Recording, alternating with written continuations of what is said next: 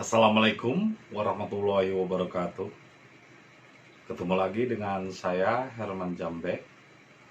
Kali ini saya akan membahas tentang mabok minuman dan mabok agama. Tapi sebelumnya seperti biasa, yuk mari kita ngopi, ngobrol perihal iman, ngobrol perihal Islam.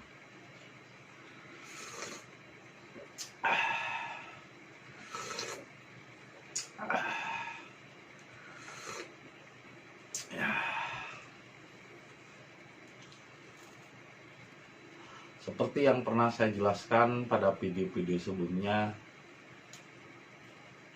bahwa mabok agama itu membuat orang lupa diri. Bahkan ada satu judul yang udah hampir 1 tahun videonya saya upload, judulnya Mabok Agama. Nah, sekarang muncul lagi, orang lagi rame ngebahas tentang minuman, mabok minuman.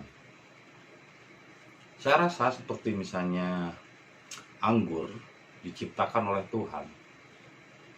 Saya merasa itu untuk manusia, bukan untuk batu, bukan untuk hewan. Meskipun memang ada sebagian untuk hewan juga. Tapi semua yang diciptakan Tuhan di alam semesta itu untuk manusia. Tuhan menciptakan madu juga untuk manusia.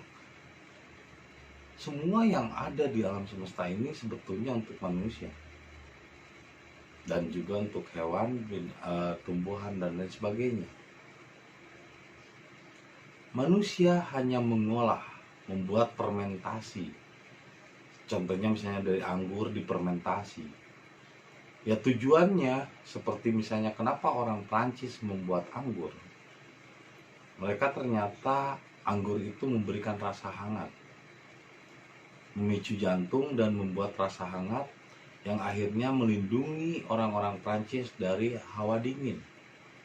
Ini sama seperti ketika orang Rusia membuat vodka. Karena kalau di Rusia itu vodka itu memang untuk menghangatkan tubuh. Karena daerah sana kan daerah dingin, es. Itu kalau seandainya lagi dingin ekstrim, kalau tanpa dibantu dengan vodka, orang bisa membeku.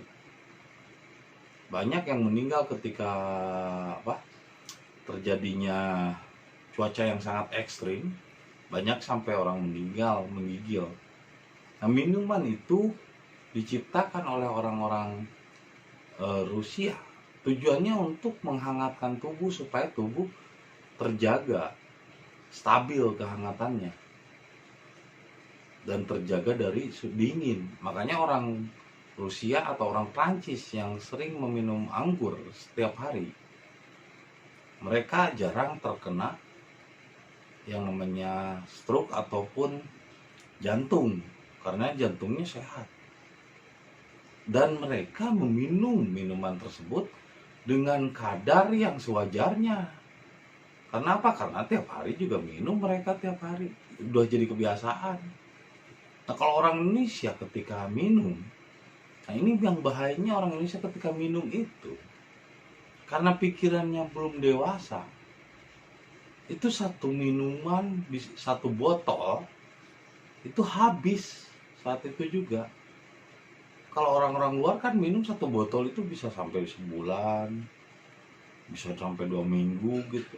Minum sedikit dengan teman-temannya, masukin lagi ke kulkas. Ya karena memang kebutuhan. Kalau malam hari, kalau misalnya lagi cuaca dingin, memang itu kebutuhan untuk tubuh. Tapi di Indonesia, misalnya di Jakarta, posisinya lagi cuaca panas, minum cipas. Panas juga, cipas itu juga dibuat dari fermentasi madu. Ya, dibuat dari fermentasi madu untuk menghangatkan tubuh. Tapi ketika diminumnya siang hari, terus habis sampai setengah botol, ya kelenger lah orang. Jadi yang sebetulnya yang berbahaya itu adalah penyalahgunaan dari minuman-minuman tersebut. Kalau minumannya itu memang digunakan sesuai fungsinya. Seperti arak ental itu di Bali terkenal tuh, ada namanya arak ental, arak dari buah ental.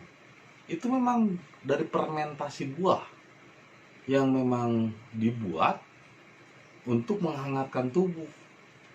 Itu kalau misalnya kita minumnya cuman 1 gelas, setengah gelas gitu, atau 1 seloki, ya tidak akan memabukkan, bro. Nggak masalah dan menghangatkan tubuh. Ya saya kadang-kadang kalau misalnya lagi malam hari masuk angin habis motor-motoran, ya minum 1 seloki anggur. Dan itu ternyata menghangatkan tubuh lebih baik daripada minum apa itu namanya, komik atau apa gitu, yang merek-merek dagang itu yang obat batuk. Menurut saya itu tidak sehat, ada kimianya dan pengawetnya. Tapi kalau anggur itu murni dari anggur, dari fermentasi anggur, yang memang kalau kita minum sedikit misalnya lagi masuk angin habis motor-motoran, itu menyegarkan tubuh, menghangatkan tubuh. Bahkan ketika masuk angin langsung terap, kata orang Sunda, langsung bersendawa, gitu. Bahkan langsung enak itu badan. Karena apa? Ya karena itu untuk menghangatkan tubuh.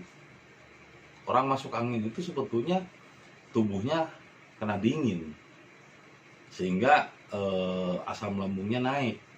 Bukan masuk angin sebetulnya karena kedinginan. Nah, minum itu sedikit aja, 1 seloki atau setengah gelas paling banyak, itu nggak memabukkan, bro. Biasa saja. Dan itu menyehatkan tubuh dan jantung. Tapi permasalahan yang ada di Indonesia ini, orang-orang Indonesia itu banyak yang menyalahgunakan minuman-minuman tersebut. Padahal yang berbahayanya sebetulnya bukanlah minumannya, yang berbahaya itu adalah memabukkannya, bukan minumannya. Jangankan minuman, bahkan kecubung saja atau ganja, kalau memabukkan ya haram. Tapi kalau digunakan untuk seperti masakan Padang, untuk melembutkan daging, ya nggak masalah, sesuai dengan porsinya. Yang jadi masalah itu adalah penyalahgunaan. Dan yang jadi masalah dari sebuah minuman itu adalah orangnya yang belum dewasa, yang belum bisa bijaksana dalam menggunakan minuman-minuman tersebut. Jadi kalau seandainya kita menyalahkan minuman, ya salah benar, salah besar. Salah besar kalau kita menyalahkan minuman. Karena apa? Ya Tuhan menciptakan itu. Misalnya menciptakan madu, dibuat fermentasi jadilah cipas. Menciptakan buah apa gitu, dibuat fermentasi oleh orang Rusia, jadilah vodka. Anggur dibuat fermentasi jadilah anggur, wine disebutnya. Begitupun orang Bali membuat arak ental, jadilah arak. Dan itu fungsinya untuk jamu sebetulnya, untuk masuk angin, untuk kalau misalnya kita kedinginan minum itu jadi seger. Tapi kalau diminumnya sebotol, yang harusnya 1 takarannya udah ditentukan, ini minum sebotol, ya jelas lah pasti memabukkan. Jadi yang bahayanya itu bukan minumannya, tapi penggunanya,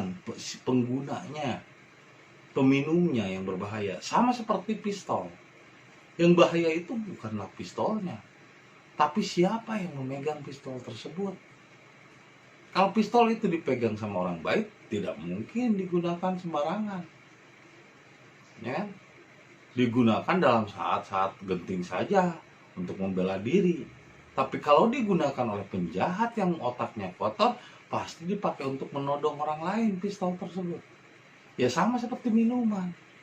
Minuman digunakan oleh orang-orang yang bijaksana itu untuk menyehatkan jantung, untuk ketika masuk angin, atau ketika memang tubuh butuh semangat.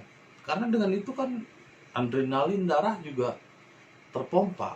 Sebetulnya fungsi minuman kayak anggur di Prancis gitu atau di Eropa itu sama seperti fungsinya seperti kopi di Indonesia. Karena memang kopi juga memicu jantung, adrenalin, kafein. Bahkan menurut saya kadar kafein lebih tinggi dalam memicu jantung dibandingkan anggur. Lebih tinggi dalam memicu jantung. Coba aja Anda rasakan misalnya minum kopi, sampai kalau minum obat pun nggak boleh itu kalau minum kopi, karena kopi itu memicu jantungnya kencang, memicu semangat. Pagi-pagi kalau loyo laki-laki udah terbiasa ngopi, minum kopi, seger lagi. Itu menunjukkan kopi itu sama sebetulnya posisinya seperti anggur. Ya sama prosesnya juga begitu, dipetik, dikupas, dijemur, digiling. Nah kalau seandainya minuman anggur, fermentasi anggur diharamkan, kenapa kopi nggak diharamkan? Padahal posisinya sama aja. Ya minum kopi juga kalau berlebihan mabok. Dulu saya pernah minum kopi sehari sampai 18 kali. Waktu ada perlombaan kopi gitu, barista, saya ngetes mulu kopi, akhirnya kelayangan saya. Mabuk juga itu ternyata kalau kopi kalau banyak. Apalagi misalnya kopinya kopi wine itu, kopi wine. Kopi wine itu dibusukkan dulu. Saya paling nggak suka itu, muntah sampai muntah. Prosesnya biji kopinya sengaja dibuat menjadi busuk gitu. Saya nggak suka karena memang saya nggak bisa, tubuh saya nggak menerima gitu, itu terlalu asam. Ya sama posisinya kopi juga Arabica itu rasanya juga mirip-mirip sama sih dengan anggur. Yang membedakan apa? Penyalahgunaan dari minuman tersebut. Jadi Indonesia itu minum juga berbeda dengan cara berpikir orang-orang Eropa. Orang Eropa minum, mereka itu untuk melepaskan kebahagiaan. Misalnya lulusan SMA, pengen senang-senang, minum. Akhirnya ekspresi yang dihasilkan pun bahagia. Nah orang Indonesia, orang lagi sedih, putus asa, lagi galau, lagi banyak hutang, minum. Ya jelas bawaannya juga sedih. Beda bawaannya gitu. Orang lagi sedih, lagi putus cinta, lagi galau, lagi marahan sama temennya, minum. Ya jelas lah, dia terbawa suasana emosinya, bukan minumannya yang salah. Kenapa orang itu minum saat lagi galau? Kenapa orang itu minum saat lagi putus asa? Orang luar negeri kan minum saat gembira, saat merayakan sesuatu. Orang luar negeri minum untuk memperingati sesuatu. Orang Indonesia minum untuk melupakan sesuatu. Tapi justru kebalik. Semakin dia minum, semakin dia ingat dengan memori kesedihannya itu. Jadi kalau misalnya lagi sedih, lagi broken heart, lagi kacau balau pikirannya, jangan minum. Jadi Indonesia itu kenapa nggak bolehkan minuman? Karena yang meminumnya itu orang-orang yang lagi galau, orang-orang yang lagi stres, orang-orang yang lagi putus cinta, yang lagi kacau pikirannya. Bahkan sebelum minum sudah kacau pikirannya, sehingga ketika minum semakin ngaco. Nah ini yang bahayanya, itu bukan masalah minumannya, tapi masalah persepsi daripada si peminumnya. Bagaimana keadaan, cara berpikir si peminumnya.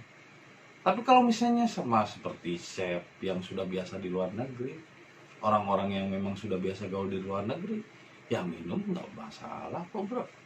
Apa masalahnya? Minum anggur, minum cipas misalnya, yang nggak boleh itu berlebihan sampai memabukkan. Kalau minum itu minuman sehat kok, minuman mahal.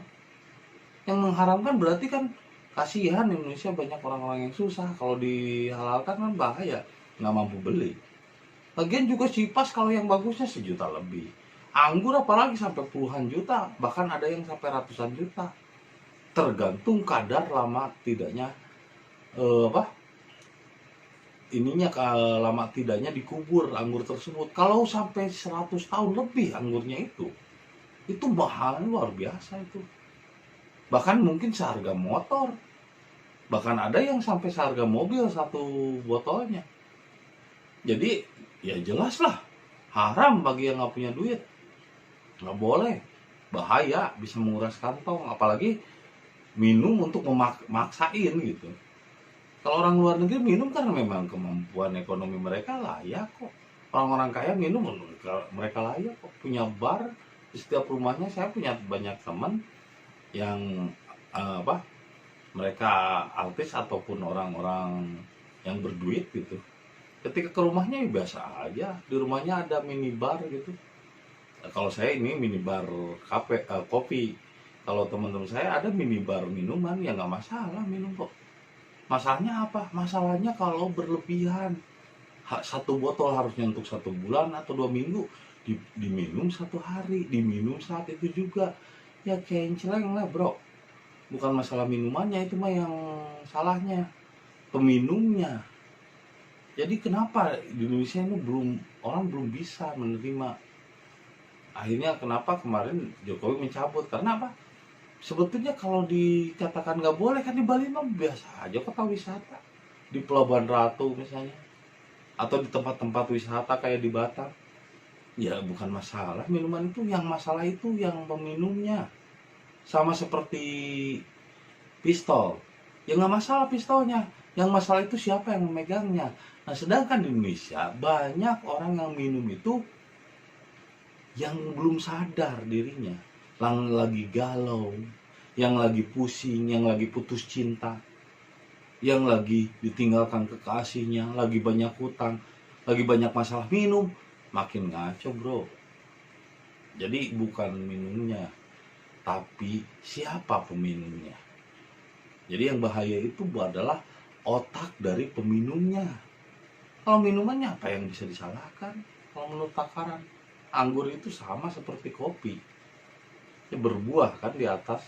Kopi juga berbuah di atas. Kalau diperhatikan buahnya juga mirip sama kopi kok. Nah yang lebih bahaya lagi adalah mabok agama. Nah, kalau mabok minuman, kalau dia minum, ya paling dia sendiri minum, berdua sama temannya, nggak merugikan orang lain juga, nggak ngajakin orang lain, nggak nyuruh orang lain untuk bayar. Mabok ya uangnya sendiri, minum uangnya sendiri, iya kan?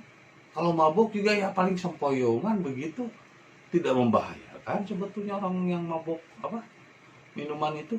Saya pernah buka kafe di Jakarta namanya Equalfak, ya jual minuman bir juga, ya nggak masalah. Orang lihat mabok begitu aja tuh, geloyong paling jatuh, ya nggak membahayakan, paling membahayakan dirinya sendiri, tidak terlalu membahayakan orang lain gitu. Tapi kalau mabuk agama, waduh bahaya bro. Orang sampai mimpi dia akhirnya nanti di surga pesta. Pikirannya aja dulu ngaco gitu, pestase 72 bidadari, 100 lebih bidadari. Nah pikirannya aja udah ngeres. Loh bagaimana ini bisa pahamkan kepada umat-umat?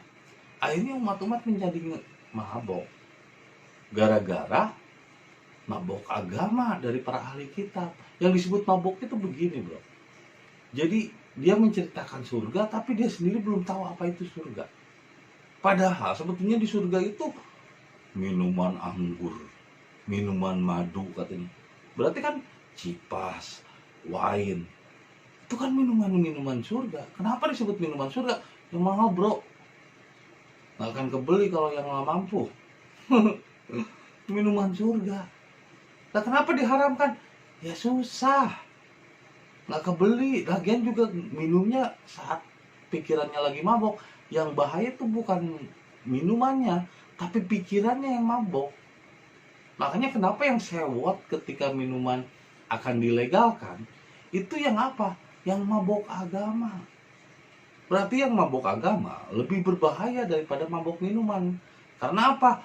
Karena kalau mabok minuman, hanya dirinya sendiri yang mabok, tidak meracuni orang lain. Tapi kalau mabok agama, dia sendiri mabok, ahli-ahli kitabnya itu tapi dia juga meracuni orang-orang lain untuk mabok seperti dirinya. Akhirnya jadi mabok berjamaah. Orang mabok minuman nggak pernah mengajak temannya untuk membunuh diri. Tapi lihat orang-orang yang mabok agama, apalagi maboknya mabok khalifah, mendirikan khalifah Islam, itu malah justru menyuruh murid-muridnya dan teman-temannya untuk membunuh diri. Ini lebih bahaya daripada mabok minuman. Jadi lebih bahaya mabok agama daripada mabok minuman.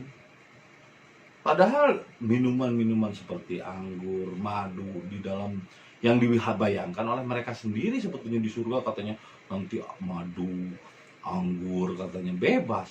Nah, kenapa ketika di dunia dia merasa nggak boleh, haram ini haram itu, akhirnya kan penasaran. Kayak misalnya merokok itu haram lah, karena ngerokok haram ya akhirnya saya bakar karena kan haram. Tapi setelah saya bakar, daripada mubazir ya udah saya sedot. Mendingan saya mati sebagai perokok daripada mati tidak sebagai perokok, tapi pas matinya dia gentayangan karena penasaran belum pernah merokok ketika hidupnya di dunia. Itu kan kasihan. Mendingan mati pernah merasakan minuman anggur cipas. Itu bukan minuman keras, itu minuman cair. Kalau minuman keras itu seperti es batu, itu minuman keras. Tapi kalau misalnya anggur, cipas, bir juga dari fermentasi gandum, itu minuman cair namanya, bukan minuman keras. Itu diminum ya biasa aja kok, nggak apa-apa, dengan kadar yang tidak berlebihan. Kan yang bahayanya itu berlebihan, yang mabuknya itu berlebihan. Nah kalau misalnya penasaran mereka nggak pernah minum itu, nah daripada mendingan meninggal pernah merasakan minum itu daripada pas mati nggak pernah merasakan itu, jadi penasaran. Jadi setan gentayangan yang penasaran kan. Dan tapi dia menghayalkan surga, di dalamnya sungai mengalir, terus apa katanya anggur, madu. Ya anggur kan wine, madu kan cipas, nah, terus ada lagi gandum kan difermentasi jadi bir, ya nggak masalah kok, asal jangan berlebihan. Cuman yang jadi bahayanya itu berlebihan. Nah begitupun dengan ketuhanan, ya nggak masalah asal jangan berlebihan. Menjelaskan sesuatu yang belum dipahami itu berlebihan namanya. Mengatakan sesuatu yang Anda sendiri nggak pernah tahu, itu namanya berlebihan, itu namanya mabok. Menceritakan surga, dia sendiri belum pernah ke surga kok. Menceritakan Nabi Muhammad begini begitu, tapi dianya sendiri tidak menyaksikan Muhammad itu bagaimana dulunya. Dia sholat katanya untuk ibadah pada Allah, untuk ibadah pada dirinya, tapi kok kenapa jadi benci sama yang nggak sholat? Nah ini mabok namanya. Berarti mabok beragama lebih bahaya daripada mabok minuman. Kenapa di Indonesia belum siap untuk menerima minuman dilegalkan? Karena apa? Karena penggunanya yang belum dewasa. Orang Amerika, kata saya juga, minum saat bahagia, saat merayakan sesuatu, menang balapan, champagne, ya kan? Menang balapan kan sampai dimuntahin pada minum, ya nggak masalah. Orang Indonesia putus, galau, lagi banyak masalah, minum, ya jelas lah. Beda cara berpikirnya, beda tujuannya. Jadi yang masalah bukan minumannya, tapi peminumnya yang belum dewasa dan belum bijaksana ketika meminum itu. Kalau minum anggur misalnya dalam keadaan biasa ya nggak masalah kok, apalagi nggak banyak, seger kok. Bentar, minum dulu.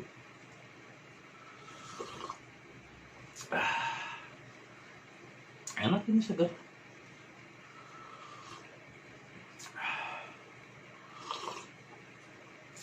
Rasanya sama sih sebetulnya sama kopi. Mau wine, mau kopi, ya nggak masalah. Yang masalah itu ketika peminumnya itu berlebihan, terus tidak kontrol akan dirinya. Orang Amerika, orang-orang kaya itu minumnya seloki sebentar, simpen lagi botolnya. Besoknya lagi pas malam-malam minum lagi satu seloki untuk menghangatkan tubuh. Ini jarang nemu. Begitu dapat satu botol lah dihabisin saat itu juga. Waduh, kasihan amat, udik. Jarang nemu. Dihabisin sampai satu botol. Nah, ini yang bahayanya tuh Indonesia tuh begitu. Yang bahayanya itu adalah para penggunanya banyak yang belum sadar, belum tahu tujuan daripada minum. Begitupun tentang internet. Ini banyak yang belum sadar tentang bagaimana menggunakan internet yang bijak. Akhirnya dipakai cuman untuk melihat situs-situs porno. Apakah salah internetnya? Ya menurut saya nggak salah bro internetnya. Yang salah itu penggunanya. TikTok apa salah? Yang salah itu penggunanya. Terus misalnya apalagi Emo TV apa? Omet TV Rusia. Apa Omet TV-nya yang salah? Berkesan untuk apa? Live video khususnya untuk dewasa. Bukan masalah kok. Ada tuh YouTuber bikin lagi bagus. Malah dia membuat Omet TV menjadi hal yang positif. Bukan hal yang negatif. Berarti yang menjadi masalah bukan Omet TV-nya, penggunanya. Ya sama seperti minuman, yang masalah itu bukan masalah minumannya, tapi penggunaannya. Sama seperti pistol. Yang bahaya itu adalah bukan pistolnya, tapi penggunanya. Nah, karena di Indonesia itu banyak orang yang belum sadar, banyak orang yang masih mabok agama, sehingga yang bahaya yang ditakutkan oleh orang-orang yang mabok agama itu adalah minumannya. Itu mabok. Wah, minuman gak boleh ini nih. Padahal minuman gak ngapa-ngapain kok. Pistol bahaya tuh. Pistol biasa aja diem. Emang minuman ngebahayain gitu? Seperti ini wine, minuman bahayain? Enggak. Kalau nggak diminum nggak bahayain. Kalau diminum tidak banyak juga nggak membahayakan. Bahkan bagus buat tubuh, buat jantung, menghangatkan tubuh. Kalau nggak banyak, minumannya segini. Jangan, satu botol dihabisin. Jadi yang bukan minumannya yang bahaya, tapi penggunanya. Nah, sama seperti agama.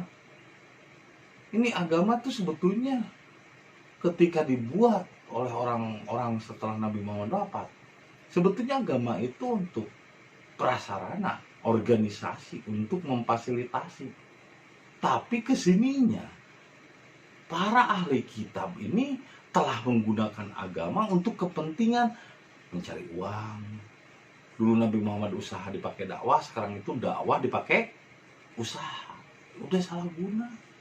Makanya minuman pun atau obat-obat seperti terlarang seperti ganja, bukan ganjanya yang berbahaya. Don't panic, it's organic. Tapi yang bahayanya itu adalah penyalahgunaan dan melebihi kadar atau takaran. Makanya disebutnya penyalahgunaan obat-obat terlarang. Kayak misalnya BK. Dulu tuh pernah saya waktu SMP, zaman SMP, musim BK. Saya ngelihatnya jijik. Orang BK itu buat menenangkan anjing gila dipakai sama manusia. Jelas lah. Parah.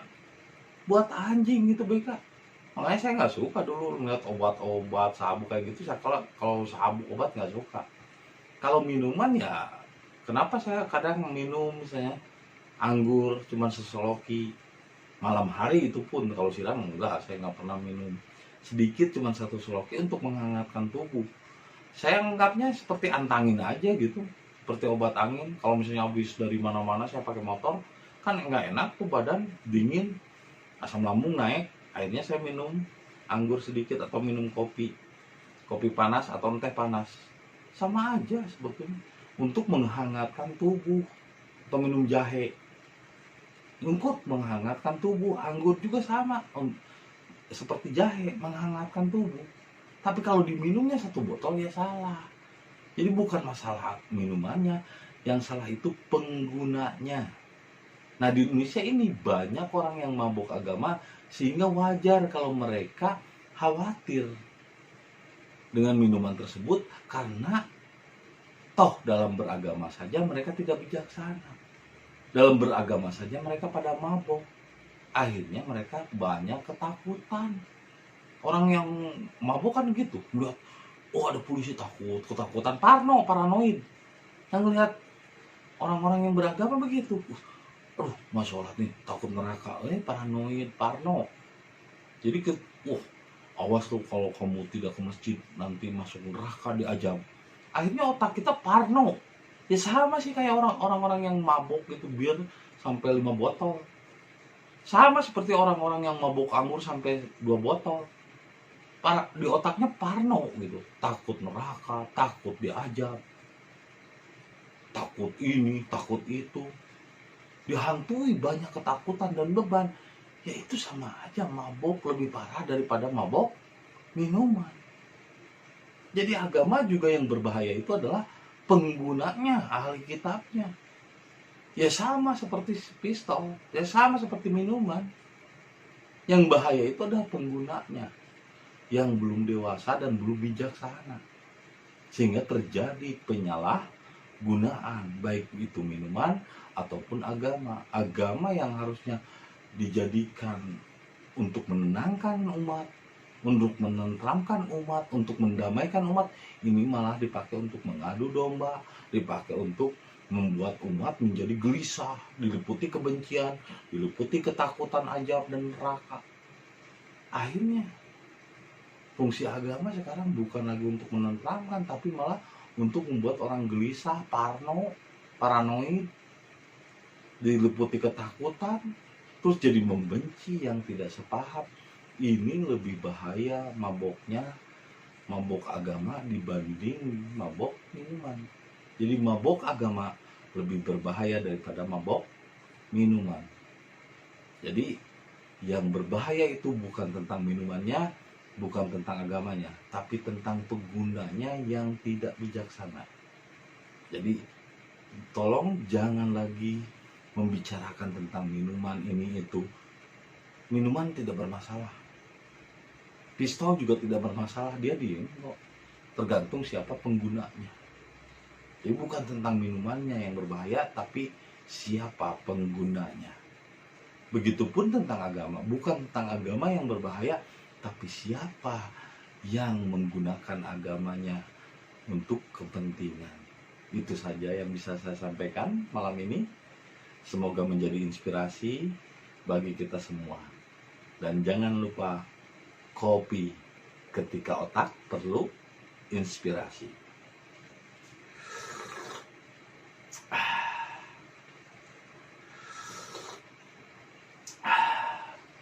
Sampai jumpa lagi di video-video berikutnya. Assalamualaikum warahmatullahi wabarakatuh.